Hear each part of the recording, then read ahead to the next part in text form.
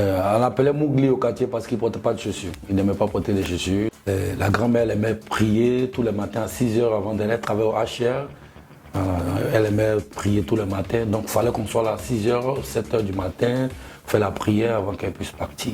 Ses premiers pas en studio, est-ce que toi tu as suivi ça? Ses premiers pas en studio, j'étais en mission à Yamoussoukro. Et là, il a dit, grand frère, moi j'ai fait un son là, depuis Paris, on dansait avec les Camus, tout ça, Bango, tout et tout. Il lui a dit, bon, il a bébé Philippe, tout, il n'y avait pas de sous, il a remis l'ordinateur à bébé Philippe en garantie et on a fait le Bango. Mais le Bango qu'on a fait, c'est Didier Mystique qui a chanté, elle m'a habillé chaud, c'est lui qui a chanté. Et après on a écouté tout et tout. Après il a dit bon c'est nos DJ de Bordeaux, tout et tout. Et après j'ai récupéré des Bordeaux au Toit Rouge, je travaillais dans un maquis et des Bordeaux il est arrivé.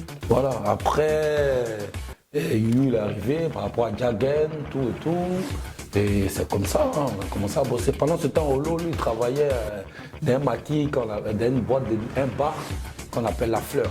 Donc on appelle, il réserve les places, on vient, tout. Bon, c'était l'ami du quartier, mais après c'est rentré dans un truc professionnel, donc il ne pouvait pas suivre. Voilà, ils n'étaient pas là et voilà. Il y avait Bakary le mécanicien. J'aimerais qu'un jour, quand tu pars à Abidjan, tu fais l'interview à Bakary. Il y avait Bakary, il y avait moi, il y avait Elie le motard, il y avait Didier, il y avait terminé. À part ça, voilà. Après, il est arrivé au dernier, il n'est pas arrivé au dernier moment, mais il est arrivé au bon moment. Ouais. Mais on n'oublie pas que tu sors de maladie, tu souffrais de quoi?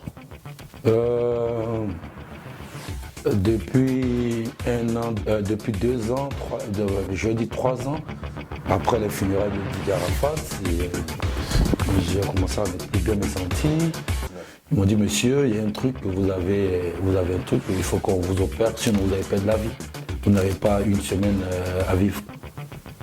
J'ai dit, ah bon? Il dit, ah, j'étais devenu. Là, j'ai beaucoup changé, j'ai repris ma forme, tout et tout. Mais on a dit que tu as été empoisonné. Tu confirmes cette thèse? Ouais, c'est un poison. Tu sais qui t'en veut?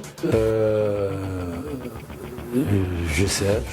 Bon, je ne peux pas dire que je sais, mais par contre, je vois l'image d'une seule personne qui peut m'empoisonner. C'est qui? Ça sera dit peut-être dans notre interview. Non, mais là, tu nous as confié que tu veux faire une interview sans langue de bois. C'est l'occasion. Ouais, mais je pense que les interviews. C'est tellement grave, faut que. Voilà, mais les interviews, tu n'es.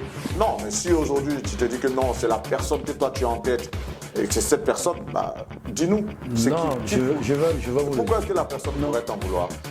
Il y avait trop de trucs dans le truc des DJ. Déjà, on m'a mis président de l'aérogang, ça a créé beaucoup de choses. Je vous dis, hein, Didier, on n'est pas sortis ensemble, c'est pas mon petit frère de sang. Voilà, mais je l'ai pris et comme un petit frère de sang. Et lui aussi m'a pris comme un grand frère de sang. Parce que j'ai fait beaucoup. J'ai fait tellement beaucoup pour lui. Votre élément, on va dire, dénominateur commun qui était Didier Arafat, mais plus de ce monde. Mais pourquoi est-ce que quelqu'un en voudrait à Landry Agba? Pourquoi? Mais vous savez, Didier, l'aérogang, c'est une grosse structure. Et être le devant de l'aérogang, les gens vont penser à beaucoup de sous. Parce qu'il y aura des festivals, il y aura des trucs, il y a plein d'argent qui va rentrer, voilà. Donc, et ils ont vu ça comme ça. Didier, il est mort, il n'y avait rien. Didier, il vivait le jour. Ça, je vous le dis. Didier, tu lui donnes 100 millions tout de suite, il va payer voiture 100 millions. Voilà. Il vivait le jour.